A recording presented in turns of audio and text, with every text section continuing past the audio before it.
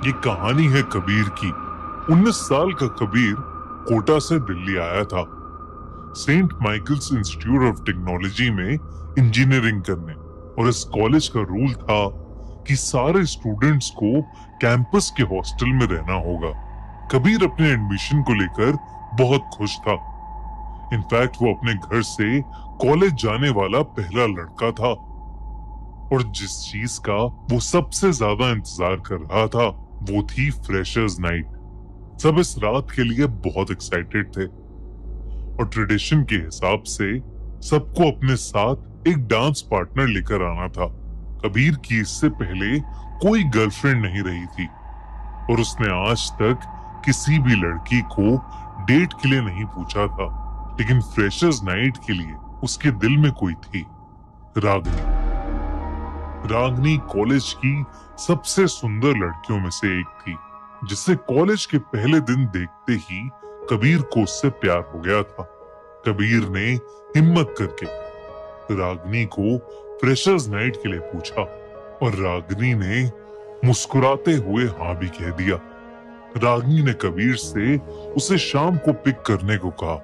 ये सुनकर कबीर की खुशी का कोई ठिकाना नहीं रहा और वो शाम को टाइम से पहले ही रागनी के हॉस्टल के बाहर पहुंच गया। उसे वहां रागनी मिली तो सही, लेकिन वो अकेली नहीं थी। उसके साथ उनका कॉलेज सीनियर विराज और उसके कुछ दोस्त भी थे।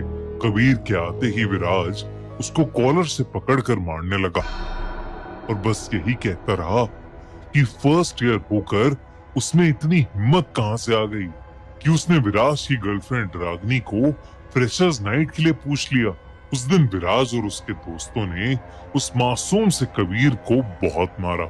जैसे जैसे वक्त बीता, विराज और उसके दोस्तों ने कबीर का जीना हराम कर दिया। वो उसे जहां देखते वहीं तंग करने लगते और पूरी पूरी रात उसके हॉस्टल रूम के बाहर शोर मचाते, उसे मेंटली टॉर्चर करते। एक रात कबीर सोने की कोशिश कर रहा था और उसे नींद ही नहीं आ रही थी। कबीर जब करवट बदलते बदलते थक गया तो उसने अपना फोन स्विच ऑन किया। कहीं पर कुछ भी इंटरेस्टिंग नहीं था। कबीर फोन बंद करने ही वाला था जब उसे अपने मोबाइल के होम स्क्रीन पर एक अजीब सा ऐप दिखा, नॉक नॉक। कबीर को लगा कि गलती से किसी लिंक पर क्लिक करने की वजह से यह ऐप उसके फोन में इंस्टॉल हो गया होगा। पर यह ऐप था कौन सा जिसके बारे में उसने सुना ही नहीं था। ऐप खोलते ही उसे एक मैसेज आया, welcome to knock knock, an app that solves everything. नीचे एक ही बटन था, कंटिन्यू। थोड़ा हिचकिचाते हुए कबीर ने उस पर टैप किया। अगला मैसेज आया, make a death wish. Kabir मुस्कुरा दिया। आखिर एक ऐप क्या ही कर लेगा, ये सोचते हुए कबीर ने विराज का नाम वहां पर टाइप कर दिया। एक सेकंड के लिए स्क्रीन ब्लिंक होने लगी, फिर वो ऐप खुद बंद हो गया।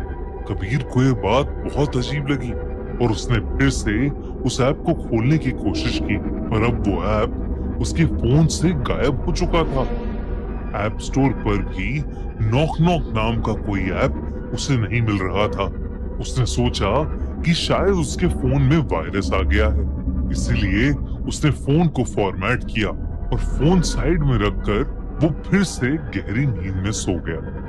अगली सुबह कबीर की आंख उसके फोन की नोटिफिकेशन से खुली। उसने अपना फोन चेक किया तो सबसे पहले उसका ध्यान टाइम पर गया। वो क्लास के लिए बहुत लेट हो गया था। इसी चक्कर में वो नोटिफिकेशन के बारे में सब भूलकर फटाफट तैयार हुआ और अपने रूम से क्लास के लिए भागा। कॉरिडोर से गुजरता हुआ वो नीचे जा रहा था।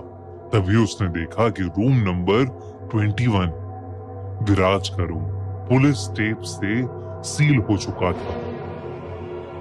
आसपास पुलिस वाले, हॉस्टल वार्डन और कुछ स्टूडेंट्स खड़े थे। कबीर ने पास खड़े एक सीनियर से पूछा, कि वहां क्या चल रहा है, पर जो जवाब उसे मिला उसे सुनकर उसके रोंगटे खड़े हो गए। विराज का किसी ने गला काट कर मर्डर कर दिया था। वो कट इतना गहरा था कि विराज का सर उसकी बॉडी से अलग हो चुका था।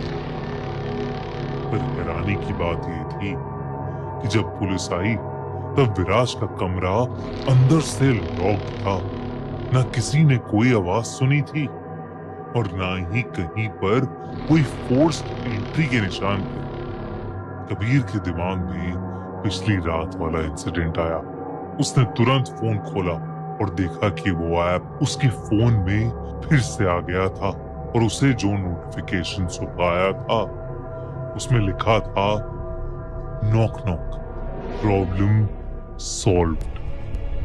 ये पढ़ के उसके हाथ से फोन गिर गया। पर ऐसा कैसे हो सकता था? कबीर ने फटाफट अपना फोन उठाया ताकि वो ऐप अनइंस्टॉल कर सके, पर कबीर उस ऐप को डिलीट ही नहीं कर पा रहा था। कबीर के पैरों तले जमीन खिसक चुकी थी। क्या विराज की मौत का कारण वो खुद था? इसी कश्मकश में फंसा कबीर कुछ ही क्लासेस के बाद वापस अपने रूम में चला गया। दोपहर हो चुकी थी। सब बच्चे क्लासेस अटेंड कर रहे थे और पूरा हॉस्टल खाली था। कबीर अकेला डरा सहमा अपने रूम में बैठा था। तभी उसके दरवाजे पर किसी ने नॉक किया। कबीर उठकर देखने गया तो दरवाजे पर कोई नहीं था। अब कबीर थोड़ा घबराने लगा था। उसने फिर से उस ऐप को अपने फोन से हटाने की कोशिश की, पर वो ऐप डिलीट ही नहीं हो रही थी। डर कर कबीर ने अपना फोन ही बंद कर दिया। लेकिन फिर कुछ देर बाद उसके फोन पर फिर से एक नोटिफिकेशन आया। पुश रागनी